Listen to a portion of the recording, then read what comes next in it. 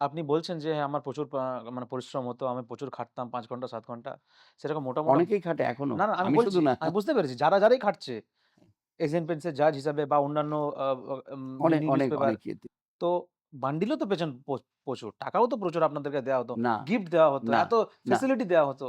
Facility দেয়া হতো। প্রচুর টাকা শুনেছি। ফেসিলিটি ছাড়া এই ব্যাপারটা এশিয়ান পেইন্টস এর ক্ষেত্রে ব্যাপারটা আমাদের সম্মানী ছিল। আমাদের যে সাম্মানিকটা আমাদের একটা টাকা নিশ্চয়ই দেয়া হতো। সেটা আমাদের কোন ক্রমে খাওয়ার খরচটা উঠতো। মানে সেটাই। মানে কি বলছেন আপনি? হ্যাঁ, তাই। মানে আমরা কোনদিন টাকার বিনিময়ে জাজিংটা আমরা করিনি।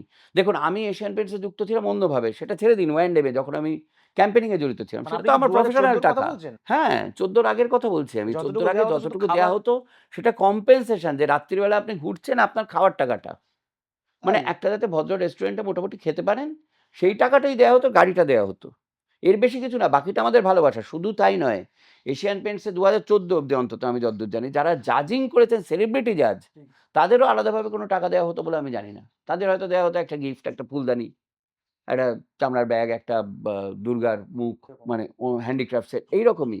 আমরা এই যে পুরো সময়টা আপনারা যাদের দেখেছেন, এখনো আজও যারা এই ঘুরে বেড়ান, তাদের মধ্যে অধিকাংশই জাস্ট ভলান্টারিলি ঘোরেন। পুজোটাকে ভালোবাসেন বলে, এইটা ভালোবাসেন বলে।